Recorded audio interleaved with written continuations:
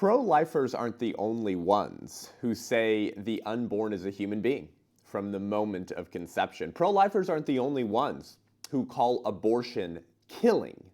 Pro-lifers aren't the only ones who point out that the arguments for abortion work equally well to justify killing infants and the cognitively disabled. Abortion defenders admit this as well. So you can quote these evil degenerates, but intellectually consistent degenerates and abortion leaders to your pro-choice friends the next time you're in a debate over abortion. Not because I say so, but because the people who kill babies and defend killing babies say so themselves. I'm Seth Gruber, and this is UnAborted.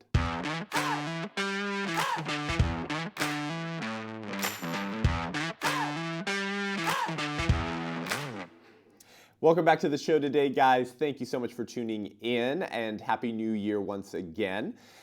Before we dive into this content, which I think you'll really like, I compiled a whole list here for you of admissions from pro-abortion leaders. Some of them are abortionists. Some of them are philosophers that the abortion industry looks to as their intellectual thought leaders. And they all admit many of the things that I say in my arguments against the pro-abortion position as well. But before we dive into that, if you enjoy this show, if this has been valuable to you at all, would you consider giving us a rating and review? It really helps. Everyone says that, but it really does. Makes the show up higher in the charts in also related content on the podcast platforms, so more people are exposed to the show.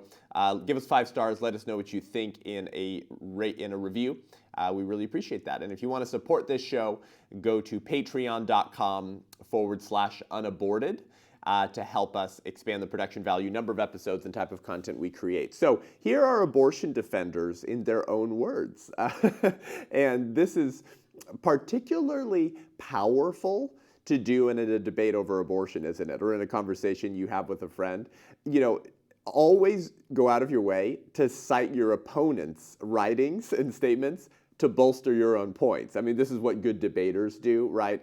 Anytime I prepare for a debate, several years ago, I went and did a bunch of research on the woman I was debating, and I watched previous debates of hers and anything I could find that she had said about abortion or philosophy to bolster my own points. And so, listen, don't make your pro-life argument purely by citing science, of course you should do that, or purely by citing thought leaders in the pro-life movement, though that's fine as well. Make sure that you're also citing people who disagree with you, people who defend abortion, people who profit off of killing babies to make your points for you. And then if your pro-choice friends are like, oh, no, that's kind of weird, I don't really know what to say to that, then that's wonderful. You've done a good job, right? You put a stone in their shoe when you're having conversations about the right to life of the preborn, because now they have to reconcile with the fact that the points you're making as a pro-lifer are also acknowledged by key leaders in the abortion industry, the abortion movement, right? So that's why that's significant and important. And I think what we'll go ahead and do is we'll go ahead and compile these in a PDF as well, and make it available to some of our patrons. So again, if you'd like to have a nice PDF of this on your phone forever, patreon.com/unaborted. Again, we really appreciate the support. And the show has grown a lot, and we're reaching more and more people who reach out to us and say that they are engaging in sidewalk counseling outside of abortion centers now. And they're building pro-life ministries at their church, and they're volunteering at pregnancy centers because of the show, or moms saying that because their daughter's engaged because of the show. So you're really supporting us getting people into the game, which is really the most important thing for ending this genocide. So let's start with Peter Singer. Okay, I have cited Peter Singer many times to you before and in my public speeches. Peter Singer is one of the oldest and biggest degenerates in the philosophical side of the pro-abortion movement. Peter Singer is a professor of philosophy at Princeton University.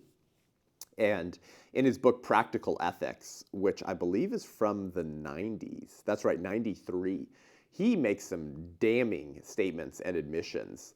Peter Singer is the intellectually consistent pro-abort, meaning that he doesn't stop at justifying the killing of human beings at birth.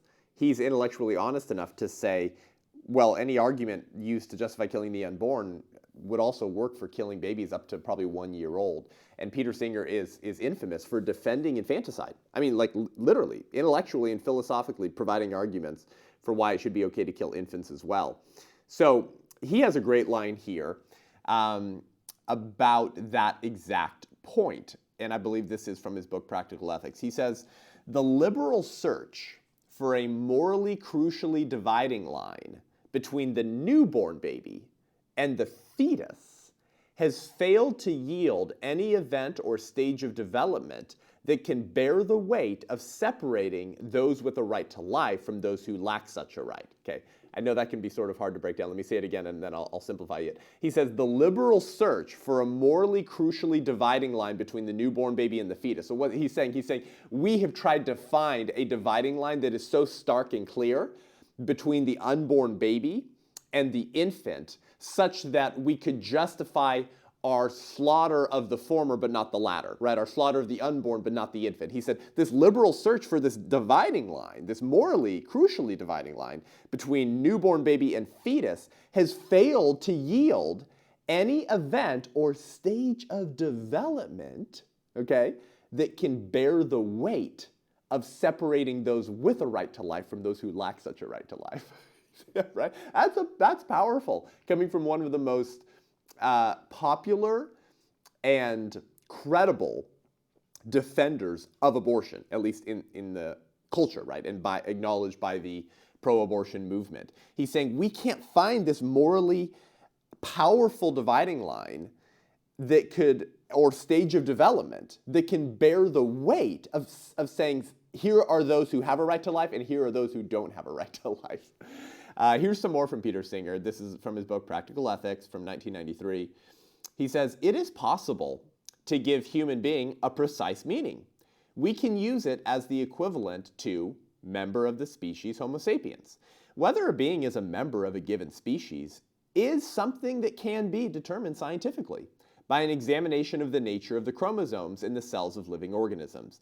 In this sense, there is no doubt that from the first moments of its existence, an embryo conceived from human sperm and eggs is a human being. So these two together actually make a really powerful point. Listen to this. Peter Singer is saying in this one, yeah, you can determine scientifically when human life begins. It's the moment of conception. I mean, there's no doubt that from the first moments of its existence, an embryo conceived from human sperm and eggs is a human being. But if you've watched Peter Singer debate before, on abortion. By the way, there's a good debate with my friend Stephanie Gray debating Peter Singer 1.5 years ago or so on YouTube. You know, and he'll say this. He'll say, of course, the unborn is a human being, but they're not a person, right? We've heard that before, right? Or they don't have sort of the cognitive abilities or functions that he ascribes to personhood, and therefore he ascribes to a right to life. But he's acknowledging it's a human being. But what was the first quote from Peter Singer?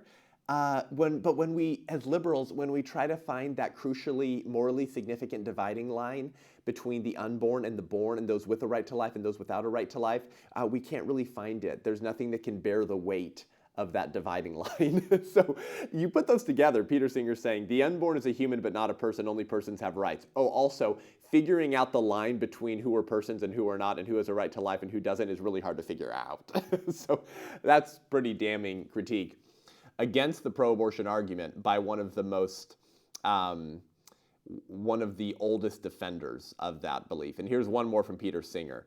And here's where he goes full infanticidal Herod maniac. He says, when the death of a disabled infant, okay, outside the womb, when the death of a disabled infant will lead to the birth of another infant with better prospects of a happy life, the total amount of happiness will be greater if the disabled infant is killed, if the disabled infant is murdered. The loss of the happy life for the first infant is outweighed by the gain of a happier life for the second infant. Therefore, if killing the hemophiliac infant has no adverse effect on others, it would, according to the total view, be right to kill him, to murder him. If it would have no adverse effects on others. Who? I don't know. the parents, the doctors who kill the baby, yeah, if it doesn't bug them, if it doesn't hurt them in any way, at least I'm not the one being aborted, right? This guy is a sicko, right? I mean, in a healthy society, Peter Singer would have been fired from Princeton University decades ago for writing the absolute filth that he writes. Okay, so there's some abortion defenders, well, one in their own words. Here's an interesting one. And my good friend Dr. Mark Newman, if you listen to the interview with Dr. Mark Newman about the California Future of Abortion Council a couple weeks ago, he mentioned this. And I had seen this before and maybe used it in a talk years ago, but I had forgotten about it. So I wanted to bring this to your attention. This is from California Medicine in September of 1970 in a piece called A New Ethic for Medicine and Society. And they are defending abortion, okay? So this is not from pro-lifers, okay? So California Medicine Journal, okay? 1970, 3 years before abortion's legalized. Here's what they say. Since the old ethic has not yet been fully displaced, it has been necessary to separate the idea of abortion from the idea of killing, which continues to be socially abhorrent. And what they talk about here, the old ethic, meaning like the Judeo-Christian ethic, like the pro-life ethic. Since the old ethic has not yet been fully displaced and gotten rid of, it's necessary for us to separate the idea of abortion from the idea of killing, because killing kind of sounds mean. It kind of sounds like maybe like, I don't know, like wrong, which they say killing, which continues to be socially abhorrent.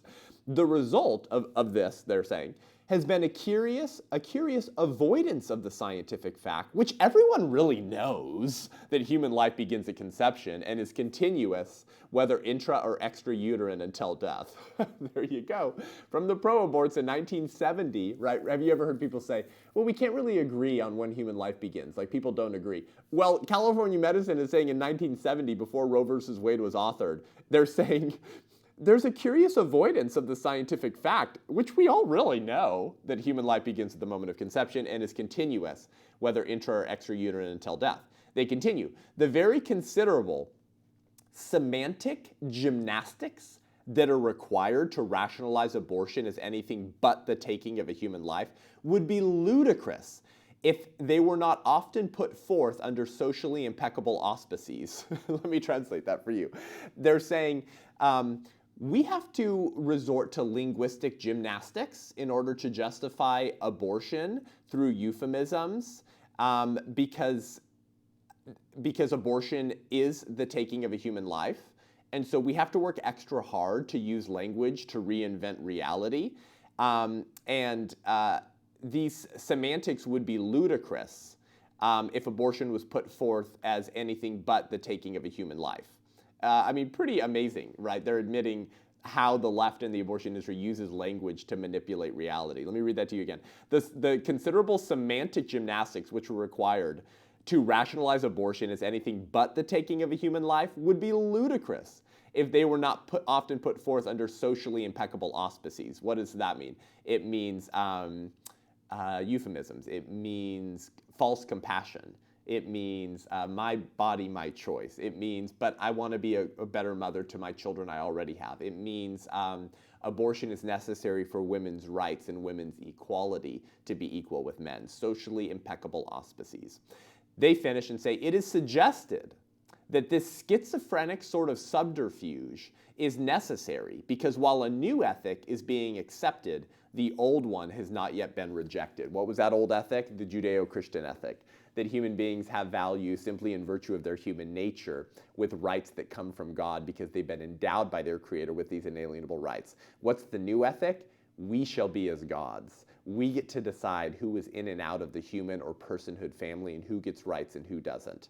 And this schizophrenic sort of subterfuge, these euphemisms, these semantic gymnastics are necessary because that old ethic still has a lot of sway in how Americans think about morality and abortion. California Medicine, 1970. Here's Dr. Warren Hearn. Dr. Warren Hearn was an abortionist. He killed thousands of children, and he wrote a textbook training medical students on how to do it. And he called the textbook Abortion Practice. Yeah, you got to practice them, got to get better at them. And it's the leading medical textbook today that teaches students how to kill abortion. And Dr. Warren Hearn, author of Abortion Practice, told a Planned Parenthood conference years ago, listen to this, he told a Planned Parenthood conference years ago, we have reached a point in this particular technology where there is no possibility of denying an act of destruction by the operator. It is before one's eyes. The sensations of dismemberment flow through the forceps like an electric current. The sensations of dismemberment, dismembering what? A baby, a human child. And there's no possibility, he says, of denying an act of destruction. And the sensations of dismembering that child flow through the forceps like an electric current. Well, there you go. There's expert testimony, huh? From an abortionist himself. Here's another one. A New Mexico abortionist was even more candid. And this is from American Medical News, July 12, 1993, in a piece called Abortion Providers Share Inner Conflicts. Yeah, the piece was called Abortion Providers Share Inner Conflicts. And here's what this New Mexico abortionist had to say in 1993, 2 years after I was born. He says, paradoxically, I have angry feelings at myself for feeling good about doing a technically good procedure which destroys a fetus, kills a baby, end quote. I mean, what do you say to that, right? Reality does tend to be self-evident, doesn't it? This dude's literally saying, I kind of feel weird that I feel good about this because I am killing babies. Paradoxically, I have angry feelings at myself for feeling good about doing a technically good procedure which destroys a fetus and kills a baby. You're not supposed to call them babies, remember? They're just insensate blobs of tissue. They're just potential people. And yet people who kill babies say, oh yeah, I kill babies, and I feel really bad that I feel good about it. Ugh, sickos. Here's Ronald Dworkin.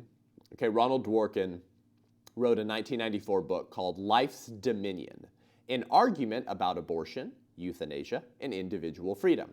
And yes, he does defend abortion in the book, okay? I'm only citing abortion defenders to you, abortion leaders. Here's what Ronald Dworkin says in his 1994 book. Abortion, which means deliberately killing a developing human embryo, is a choice for death. Abortion, which deliberately kills a developing human embryo, is a choice for death. So abortion is death, so abortion kills human beings. We're going to dive into more of these as we just finish up. And again, this will be powerful for you to use in conversations for abortion. But first, I want to share this exciting conference with you again. We want to see you there. If you're in California, please make the trip down there. Love Life California 2022, Calvary Chapel, Chino Hills, January 29th. Last Saturday of this month, January 29th, Calvary Chapel, Chino Hills. We are going to take back life in California. Listen, everything starts here in California. You know the tragic statement, what happens in California doesn't stay in California, or as goes California, so goes the country. That's been true on politics. That's been true on education. That's been true on curriculum. That's been true in a lot of different ways. And people say, Seth, why are you still in California? Well, because if all the good people leave, we are royally screwing California over. The left has been committed to the long walk through the institutions for decades to upend society and recreate it in their own image. It's not a short game, it's a long game. And we want to take back life in California. However, you can shorten that long game with what? With an awakened church who's committed to contending for life in the public square. The body of Christ unified in a united front to take back life.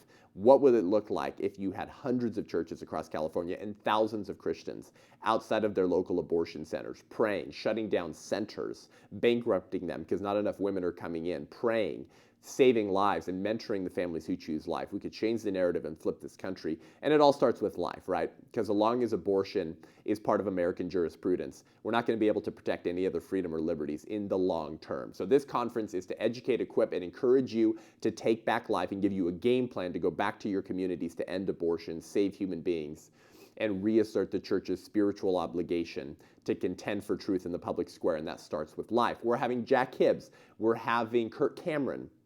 We're having Melissa Ohden, the abortion survivor. We're having Anthony Levatino, the former abortionist, who's now a pro-life advocate. We're having Monica Klein, the former Planned Parenthood sex educator.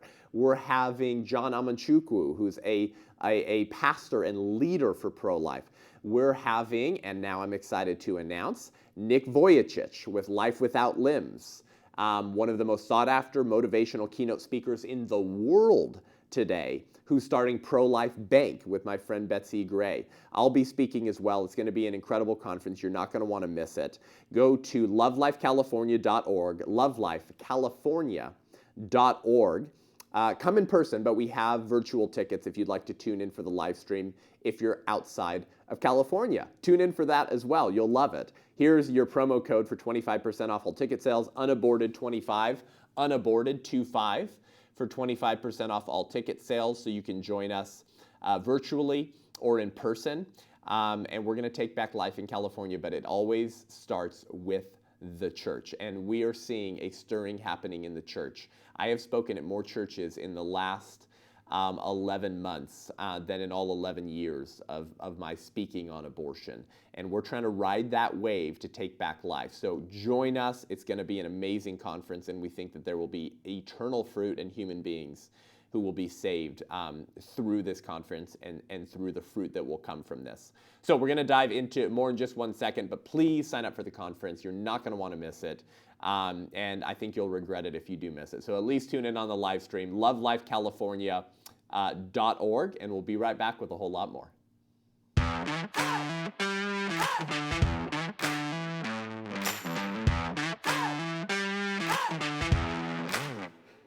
All right, welcome back, guys. We're gonna give you some more firepower here. These are abortion leaders in their own words.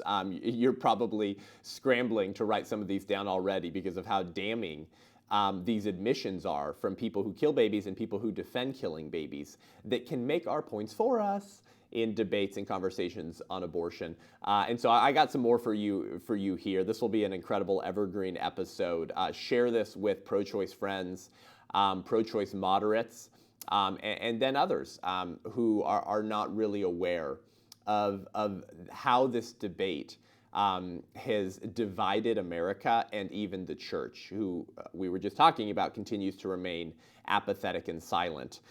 Here's Faye Waddleton. Okay, Faye Waddleton is a former Planned Parenthood president. Faye Waddleton is a former president of Planned Parenthood. And in 1997, Faye Waddleton told Miss Magazine in an interview the following.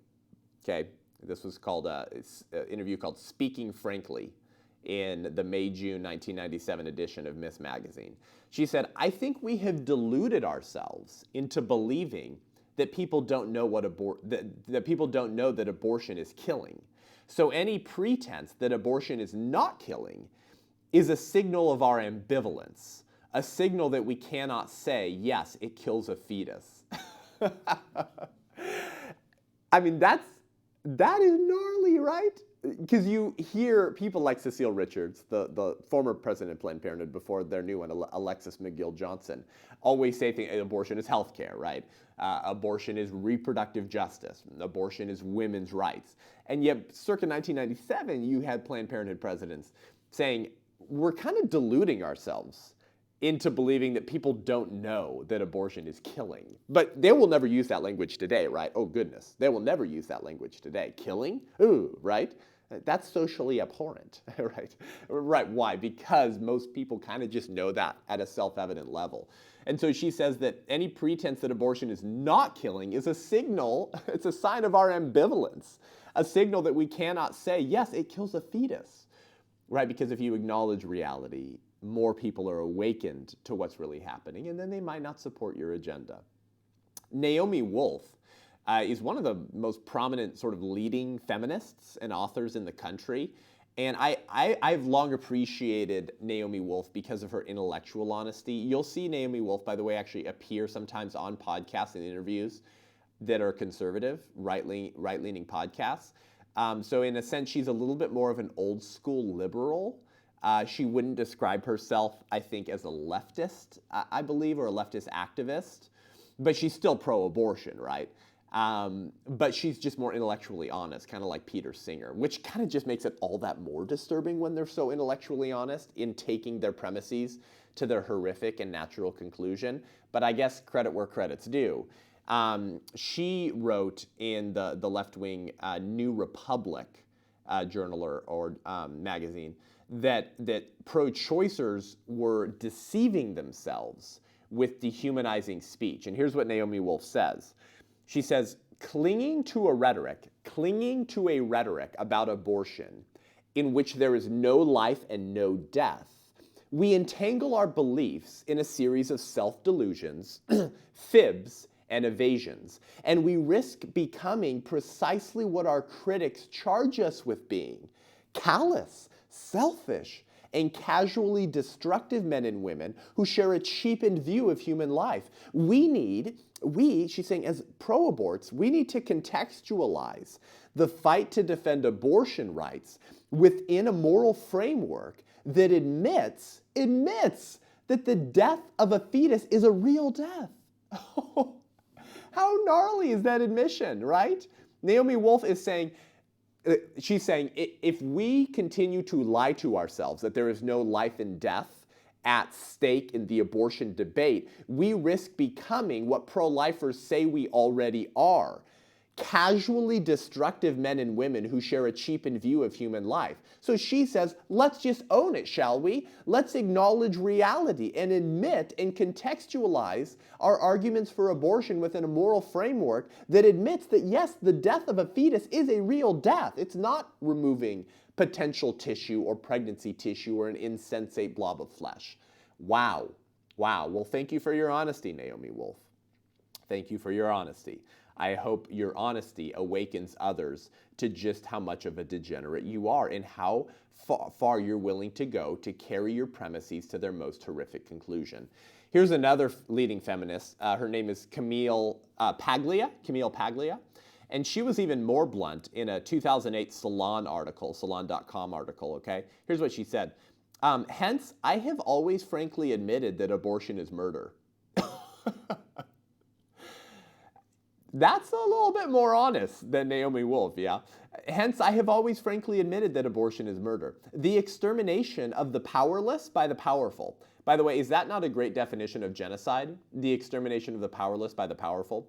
She says, liberals, for the most part, have shrunk from facing the ethical consequences of their embrace of abortion, which results in the annihilation of concrete individuals and not just clumps of insensate tissue. Ho! Woo! Which results in the annihilation of concrete individuals and not just clumps of insensate tissue. Notice she doesn't even call it a fetus, right? Like Naomi Wolf will still say that we need to admit that the death of a fetus is a real death. And we know how pro-aborts use the term like embryo and fetus in a dehumanizing way, even though it's just scientific language that refers to a human being at a specific stage of their physical development, but they use it in a dehumanizing way, right? Like it's a fetus, it's an embryo. But Camille Paglia goes that abortion results in the annihilation of fetuses? No, of concrete individuals and not just clumps of insensate tissue. That's probably one of the most honest lines that has ever been written or spoken by a popular pro-abortion leader and defender. So there you go. This is one I shared, I think, in a recent episode that we had done about that article that defended infanticide. And we went through that a few weeks ago. And Jeff McMahon is a pro-abortion philosopher. I'm forgetting the name of his book right now, but he has written extensively on defending abortion. Let me pull it up now. He's written The Right to Choose an Abortion, The Ethics of Killing. That may be the one that this is from. So Jeff McMahon has written entire books defending abortion, as well as academic articles and journals, okay? And he admits, Jeff McMahon, that the pro-abortion position cannot make sense of or defend this idea of human equality. Human equality. Oh, wait, equality? Equality. You mean the thing that pro-choicers use to defend abortion, that we need abortion for women's equality because they're equal? Well, he's saying, well, if we're honest, the pro-abortion position can't really reconcile with human equality. And here's what he says, okay? This is powerful. He's one of the leading philosophers creating the arguments defending abortion. And he says, all this leaves me profoundly uncomfortable. It seems virtually unthinkable to abandon our egalitarian commitments. But the challenges to our position, what challenges? The pro-life position's challenges to their position. The challenges to our position support skepticism about the compatibility of our beliefs with the fact that the properties on which our moral status appears are all matters of degree. It is hard to avoid the sense that our egalitarian commitments rest on distressingly insecure foundations. All right, what is Jeff McMahon saying here? I know some of this language is a little bit philosophical. He's saying that when pro-lifers critique our position by saying that, hey, you're saying that human value is based on degreed properties, like self-awareness, right? But do we all have the same degree of self-awareness? No. Hey, Jeff, you're saying that human personhood and a right to life is based on the ability to feel pain. But do we all feel pain to the same degree? No. Hey, Jeff, you're saying that the right to life is based on desires. And so if you desire a right to life, then you have it. But if you're not aware of your own desires for a right to life, like an unborn fetus, then you don't have a right to life. But hey, doesn't desires come in varying degrees as well, Jeff? You see what I mean? So he's saying that the pro-life critique against our argument actually does support skepticism about the compatibility of our beliefs with the fact that the properties on which our moral status appears are all matters of degree. Okay, right, so he's saying that if you base human rights on things that come in varying degrees, it would follow that, therefore, that rights come in varying degrees. So those, for example, who have a greater self-awareness or more desires would have a greater right to life than those who have less of a self-awareness or less desires, right? That's what he's saying. And this is what Lincoln said in regards to the pro-slavery arguments, right? Lincoln said, you say A is white and B is black. It is color then. The lighter has the right to enslave the darker. Take care, by this rule, you are to be a slave to the first man you meet with a skin fairer than your own, right? You see, Lincoln saying, well, skin color comes in varying degrees. So if you base rights on things that come in varying degrees, it follows that rights therefore come in varying degrees. Okay, Jeff is responding to the same critique by pro-lifers against the pro-abortion position. And he's saying, yeah, you're right. You're right. Your critique does cause me to be skeptical about the compatibility of my pro-choice position with the fact that all of the functions and properties on which personhood appears are all matters of degree. And so therefore he says, it's hard to avoid the sense that our egalitarian commitments rest on distressingly insecure foundations.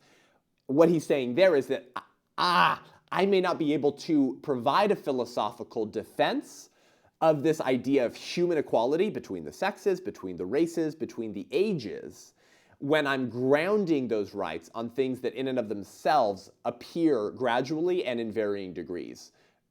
So I hope that made sense. I tried to break that down. That's what he's saying. And he's saying, all this leaves me profoundly uncomfortable. So there's a leading philosopher who defends abortion saying that the best arguments he has come up with still do not cause him to remain comfortable with his position. Here's Anne Froide. Anne Froide is, I believe still is, and if not, recently was, the CEO of the largest independent abortion provider in the UK. And she admitted in a 2008 debate the following. She said, we can accept that the embryo is a living thing in the fact that it has a beating heart, that it has its own genetic system within it. She says, it's clearly human in the sense that it's not a gerbil, and we can recognize that it is human life. We can recognize that it is human life, but it's not a person, right? And it doesn't have rights like I do. And again, anytime the term human from person has been separated, disastrous consequences have followed, okay? Alan Guttmacher, the former president of Planned Parenthood, another former president of Planned Parenthood, and you've heard me cite the Guttmacher Institute, right? The Guttmacher Institute is essentially Planned Parenthood's statistical research branch. And at one point, they were the same organization. And now you have the Guttmacher Institute, named after Alan Guttmacher, former president of Planned Parenthood. He said in Life in the Making, on page 3 in Life in the Making, here's what Alan Guttmacher said regarding regarding whether people know human life begins at the moment of conception. Okay? He says, this all seems so simple and evident that it is difficult to picture a time when it wasn't part of the common knowledge. What wasn't part of the common knowledge? That human life begins at the moment of conception. Okay, in Life in the Making, in page 3, you'll notice he's referring to the science of when human beings begin. He says this is all seems so simple and self-evident. It's hard to picture a time when it wasn't part of the common knowledge. Meaning, yeah, we all kind of know this, right? And last one, here's David Boone. David Boone wrote a book called A Defense of Abortion. Can't get much more clear than that. In 2003, there's also an excellent debate between David Boone and Peter Kreeft on abortion several years ago. And he says in his book, he says, a human fetus, after all, is simply a human being at a very early stage in his or her development. A human fetus, after all, is simply a human being. And they're just at a very early stage in their development. And so David Boone, like Peter Singer and Jeff McMahon, will say, yeah, but they don't have a right to life until they're more developed enough to have certain functions that I say as an elitist, you have to have in order to have a right to life and to have personhood. And then one more just occurred to me from Peter Singer. We'll add this to the PDF. I forgot to write this one down. But Peter Singer has admitted in some of his writings, and we'll cap the show with this since we started with Peter Singer. He says that you can't arbitrarily draw a line at birth to spare the newborn, right? Meaning that like the arguments for abortion don't allow you to arbitrarily say, yeah, but my arguments for killing that being, those arguments cease to work at birth. After birth, then that child has a full right to life and personhood and should be protected. And Peter Singer has said, you can't really do that. You can't arbitrarily draw a line at birth to spare the newborn because all the arguments that work for killing the unborn also work for killing the newborn. Again, these are from the leading pro-abortion voices, philosophers, and abortionists. So those are abortion defenders, abortion leaders in their own words. This would be fun exercise. Commit some of these to memory and then just roll them off when you're in a conversation on abortion, or just keep them as a PDF on your phone and whip that bad boy out and show people that that your points are not correct because you say so, but because the people who defend killing babies say so. Well, thanks for joining me today, guys. Head on over to iTunes, Spotify, YouTube. Give the show a rating and review. Let us know what you think. Again, really helps us reach more people. If you would like to watch the show visually, of course, subscribe at YouTube. It's a different experience. If you want to learn more and engage with me online, head on over to sethgruber.com, SETHGRUB as in baby boy, ER.com to sign up for my newsletter, to see my speaking schedule, which we need to update, and also to book me for an event as 2022 is filling up quickly. And if you want to support the show, once again, patreon.com/unaborted. We really appreciate it. Until next week, I'm Seth Gruber, and this is Unaborted.